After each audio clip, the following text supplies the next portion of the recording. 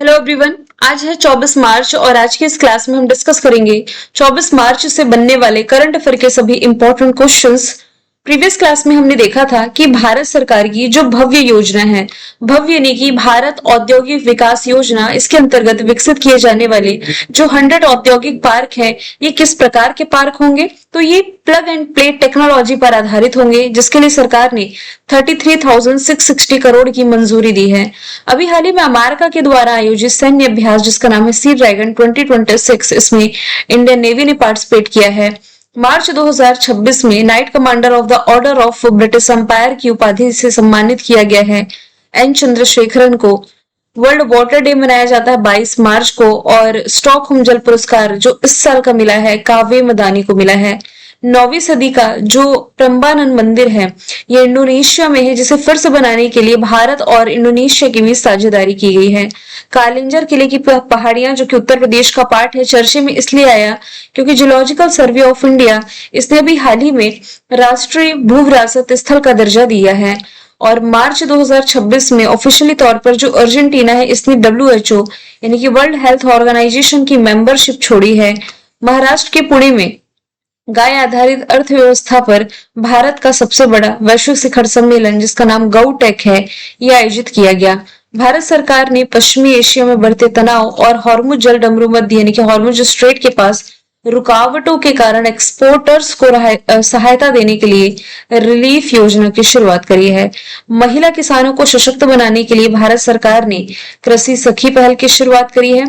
और global terrorism index 2026 में आतंकवाद से सबसे अधिक प्रभावित देशों में पाकिस्तान टॉप पर है।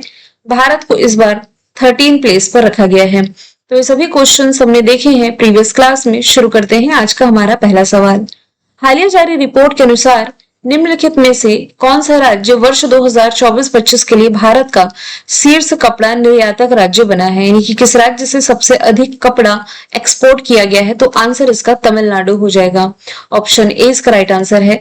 तमिलनाडु ने फाइनेंशियल ईयर 2024 से 25 के लिए गारमेंट एक्सपोर्ट जो है ये 7,997, लगभग आप कह सकते हैं 8,000 मिलियन डॉलर का ये एक्सपोर्ट किया, जो पिछले 4 सालों के कंपैरिजन में 29.15% की बढ़ोतरी के साथ है। 2020-21 में यानी कि अब से 5 साल पहले तमिलनाडु का गारमेंट एक्सपोर्ट 6,193 मिलियन डॉलर था। मतलब आप ये देख सकते हैं कि बीते 4 से 5 सालों में एक्सपोर्ट 10 गुना से अधिक बढ़ा है। और भारत के निर्यात में तमिलनाडु का हिस्सा यानी कि भारत जो टेक्सटाइल का एक्सपोर्ट करता है, इसमें तमिलनाडु का हिस्सा 21.84% है। तमिलनाडु का आज मैंने मैप तो ऐड नहीं किया है, लेकिन हालिया करंट अफेयर यदि हम डिस्कशन करें तो देखिए इंडिया के मैप में कुछ यहाँ पर आप तमिलनाडु की लोकेशन देख सकते हैं। यहाँ पर श्रीलंका है, इन दोनों के बीच में पाक स्ट्रेट यानी कि पाक जल संधि की लोकेशन हो जाएगी। और तमिलनाडु इस क्षेत्र में ये जो आपका अरेबियन सी वाला क्षेत्र है या पाक स्ट्रेट के पास ये जो मन्नार की खाड़ी है ना, यहाँ पर भारत का पहला डुगोंग संरक्षण केंद्र बनाने जा रहा है। डुगोंग यानी कि समुद्री गाय आप इसे कह सकते हैं। महाराष्ट्र की यदि बात की जाए तो महिलाओं के लिए मेनापॉज क्लिनिक की शुरुआत करने वाला ये भारत का पहला राज्य हो जाएगा। पश्चिम बंगाल की यदि बात की जाए तो करंट अफेयर में हमने देखा था जो एडीआर रिपोर्ट रिसेंटली रिलीज की गई थी, एडीआर यानी कि एसोसिएटेड ऑफ डेमोक्रेटिक रिफॉर्म्स, इसके अनुसार भारत में सबसे अधिक संपत्ति वाले जो मुख्यमंत्री हैं ये हैं आंध्र प्रदेश के मुख्यमंत्री। सबसे कम संपत्ति वाली मुख्यमंत्री ममता बनर्जी को बताया गया था, लगभग 15 लाख की संपत्ति बताई गई थी। मध्य प्रदेश में सबसे अधिक टाइगर्स की संख्या है, और देखिए लेपर्ड की भी संख्या सर्वे के अनुसार सबसे अधिक मध्य प्रदेश में बताई गई है। सवाल दूसरा है, शहीद दिवस की तिथि को मनाया जाता है मार्च महीने की 23 तारीख को शहीद दिवस के रूप में मनाया जाता है। किसके सम्मान में? तो जो स्वतंत्रता सेनानी थे भगत सिंह, सुखदेव और राजगुरु, इनके सर्वोच्च बलिदान को श्रद्धांजलि देने के लिए, क्योंकि इन तीनों को इसी दिन 1931 में लाहौर में अंग्रेजों द्वारा फांसी की सजा दी गई थी। ये दिन 1931 में इन तीनों को दी गई फांसी की याद दिलाता है, और जो कि 1928 में ब्रिटिश अधिकारी जेपी सैंडर्स की हत्या के लिए दी गई थी। और ये जो हत्या है लाला लाजपत राय की जो हत्या की गई थी इसी के प्रतिशोध में की गई थी। सवाल नंबर तीसरा है, हाल ही में किस भारतीय अभिनेत्री को यूके हाउस ऑफ कॉमन्स 2026 में महिला सशक्तिकरण पुरस्कार से सम्मानित किया गया है? आंसर इसका हो जाएगा Rituparna Sen Gupta. Option A right answer है। वुमेन एम्पावरमेंट के लिए सम्मानित की गई है हाउस ऑफ कॉमन्स लंदन में। देखिए हिना खान जो है ये कोरिया टूरिज्म की ब्रांड एम्बेसडर है। अभी रिलेट करेंगे ना तो कैटरीना कैफ जो है ये मालदीव टूरिज्म की ब्रांड एम्बेसडर कुछ समय पहले ही बनाई गई थी। इसके अलावा सारा तेंदुलकर जो है जो कि ऑस्ट्रेलिया टूरिज्म की ब्रांड एम्बेसडर बनी थी, सचिन तेंदुलकर की बेटी हैं। फिर इसके अलावा कुछ भारतीय नाम रिलेट करेंगे तो सोनू सूद का नाम रिलेट कर सकते हैं जो कि थाईलैंड टूरिज्म के ब्रांड एम्बेसडर हो जाएंगे। सवाल नंबर चौथा है, निम्नलिखित में से कौन है जो कि फ्रांस के लीजन ऑफ ऑनर यानी कि कमांडर रैंक से सम्मानित पहले भारतीय बने हैं? आंसर इसका हो जाएगा जावेद अशरफ। ऑप्शन बी इसका राइट आंसर है। 18 मार्च 2026 को नई दिल्ली में फ्रांस भारत संबंधों को मजबूत करने में इनके द्वारा दिए गए कंट्रीब्यूशन के लिए सम्मानित ये किए गए हैं। और भारत में फ्रांस के जो राजदूत हैं थियरी माथुओ, इनके द्वारा ये सम्मानित रहे हैं। एनएसए यानी कि नेशनल सिक्योरिटी एडवाइजर जो अजीत डोवाल है इनकी उपस्थिति में जावेद अशरफ ये सम्मान पाने वाले 8वें नंबर के भारतीय भी बने हैं। कुछ प्रतिष्ठित अवार्ड का यदि हम डिस्कशन करें तो 2026 का स्टॉकहोम जल पुरस्कार जीता है काव्य मदानी ने। नीता अंबानी को Kalinga institute of social science से सम्मानित किया।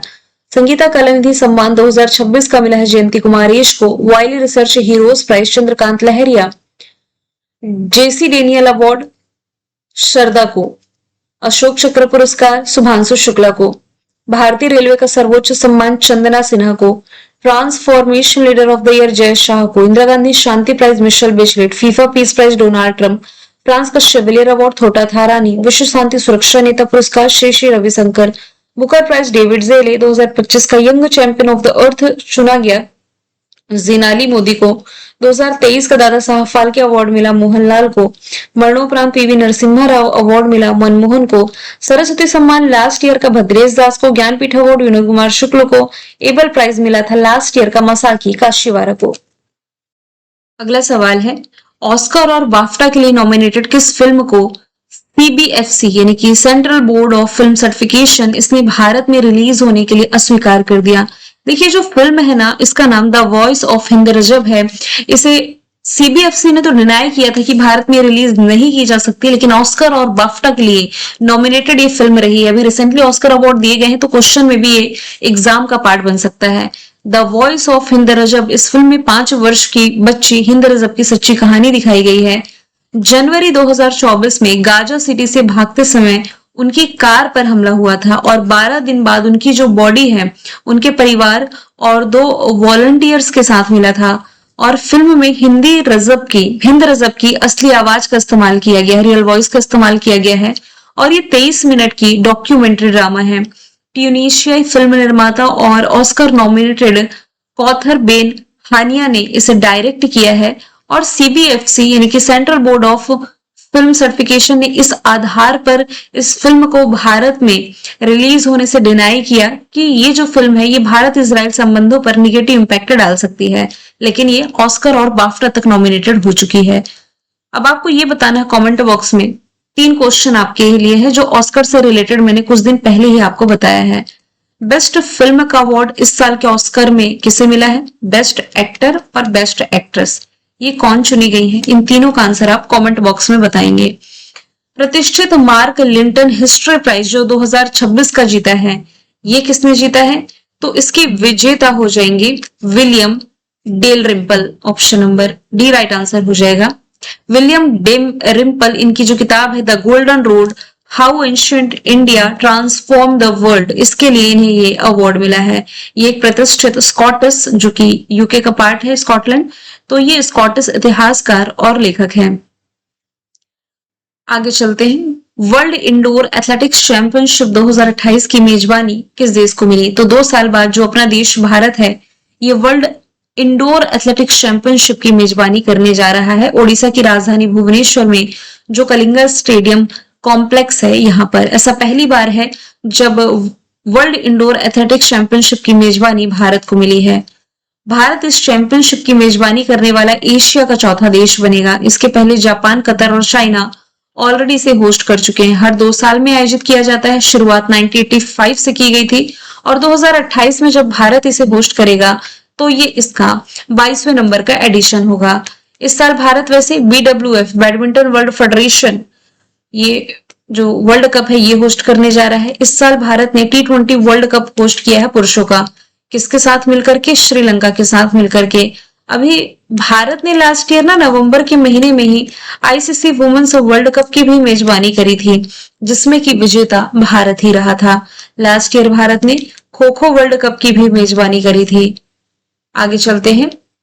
हाल ही में भारत के चीन में राजदूत के रूप में किसकी नियुक्ति की गई है? तो अभी हाल ही में जो विक्रम दोरई स्वामी हैं, विक्रम दोरई स्वामी जो कि 1992 बैच के आईएफएस ऑफिसर हैं, ये नियुक्त किए गए हैं चाइना में भारत के राजदूत। अभी वैसे फिलहाल तो यूके में भारत के उच्चायुक्त हैं और ये प्रदीप कुमार रावत का स्थान लेंगे जो चाइना में भारत के राजदूत हैं।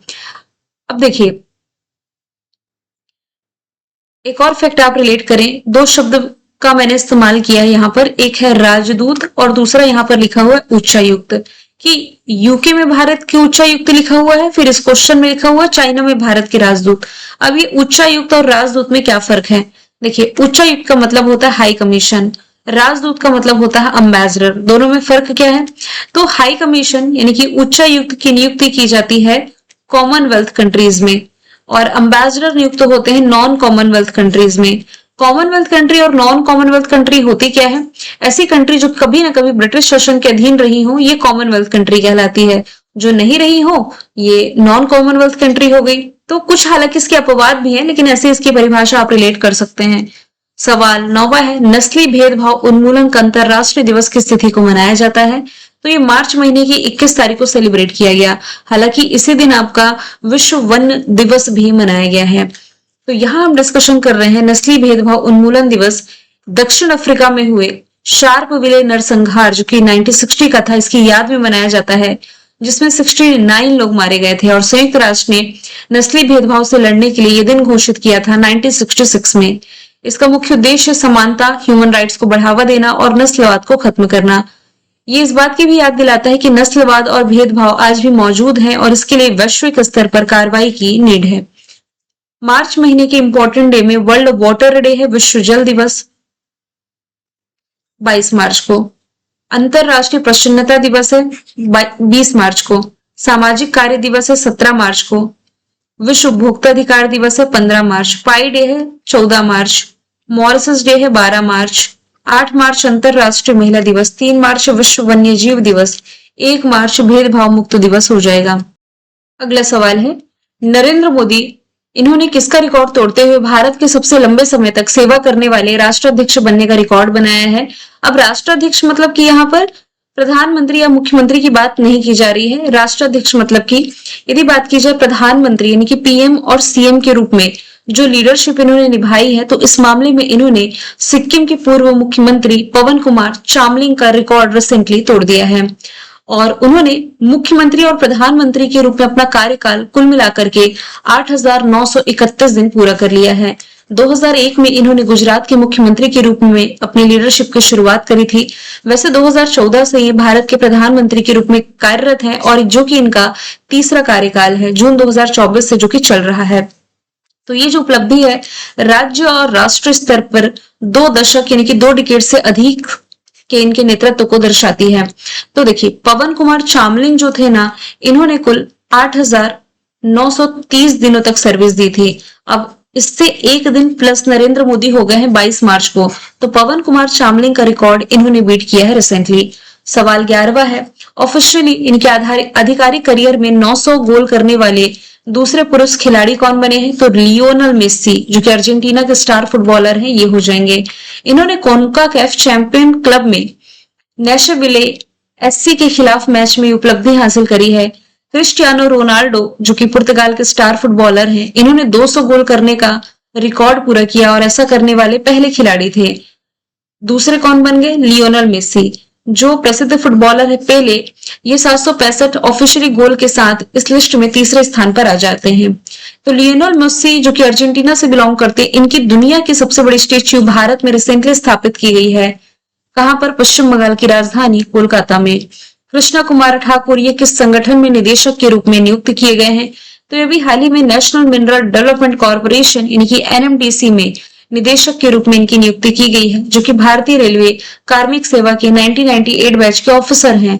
इन्होंने भारतीय रेलवे और सीपीएसई में मानव संसाधन और प्रशासन में 25 साल से अधिक का इन्हें एक्सपीरियंस है और एनएमडीसी में शामिल होने से पहले ये बीएचईएल यानी कि भेल में निदेशक के रूप में कार्य कर चुके हैं। और हमारा लास्ट का क्वेश्चन है कि केंद्रीय गृह मंत्रालय ने जनगणना 2027 के लिए ब्रांड एम्बेसडर किसे नियुक्त किया है? तो सुदर्शन पटनायक का नाम आप लोगों ने डेफिनेटली पढ़ा होगा। ये अपनी सैंड आर्ट के लिए जाने जाते हैं, जो रेत से कलाकृति करते हैं, इसके लिए जाने जाते हैं। उड़ीसा के रहने वाले हैं। अपनी कला के माध्यम से जनगणना में लोगों की भागीदारी और उसके महत्व के बारे में जागरूकता फैलाएंगे। जनगणना 2027 में पूरी तरीके से डिजिटल होगी।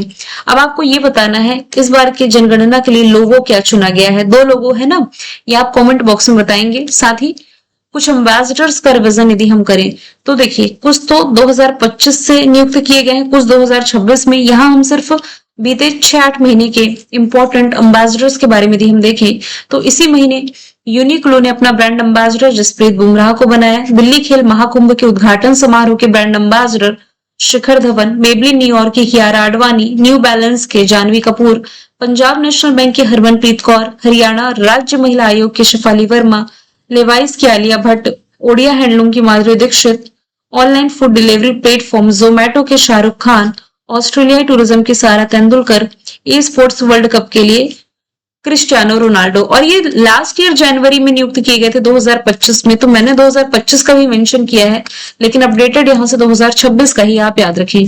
मैंने कल आपसे पूछा था तिरुवनंतपुरम में स्वच्छ भारत मिशन अर्बन 2.0 के तहत नहरों की सफाई के लिए शुरू किया गया जो एआई संचालित रोबोटिक सिस्टम, इसका नाम क्या है?